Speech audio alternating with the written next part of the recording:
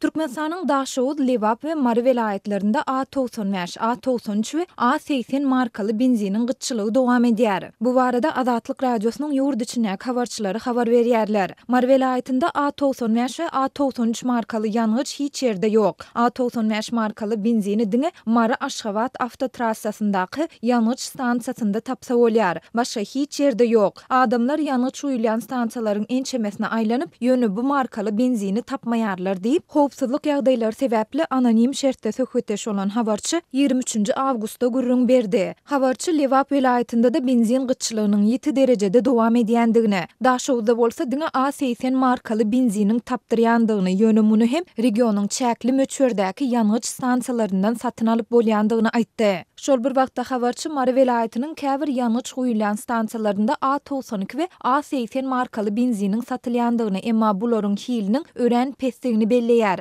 A92 we A80 markaly benzin guýup sürýänler olaryň arasynda tapawudyň ýokdugyny aýdýarlar. A92 we A80 ýazylgy benzin kolonkalarynyň her birinden aýry-aýry çüýşe gawa benzin guýup görseň olaryň ikisiniň hem reňki birmeňdeş. Sürjüler A80 markaly benziniň A92 markaly benziniň bahasyna satylýandygyny, adamlaryň aldygy düşürilýändigini aýdýarlar. Halk içinde A92 markaly benzin bar diýdirmek üçin edilýän aldyw diýip sürjüler aýdýarlar diýip habarçy aýtdy. Häzirki wagt Mary vilayetinde 1 litr A80 markaly benzin 1 manatdan, A92 markaly benzin 1 manat 30 teňeden we satyba çykarylanda A93 markaly benzin 2 manatdan, A95 markaly benzin 1,5 manatdan satylýar. Marly ulaw eýeleri benzin ýetmezçiligi sebäpli peshili ýanyjy ulanmaly bolýandyklaryny, emma munyň ulawlary hatardan çykarýandygyny aýdýarlar. Benziniň hili pesligi sebäpli ulawyň dwigitelleri derrew oturýar, maşyn gowy çekmeýär. Soňky ýyllarda öndürilen täze ulawlaryň hem dwigitellerini bejertmäge goýýarlar. Ustalar da täze ulawlaryň dwigitelleriniň şeýle daýlanmagyna geň galýarlar. Käbir adamlar benziniň ýokary hillisi satyba çykarylýança täze ulawlaryny sürmän gapysynda goýýarlar diýip habarçy yerli ulaw eýeleriniň ençemesine salgylanyp gürrüň berdi. Azatlyk radiosu ýurdun regionlarynda dowam edýän benzin gytçylygy barada Türkmenistanyň Türkmen Nevit Önümleri döwlet kompaniýasyndan kommentari alyp bilmedi.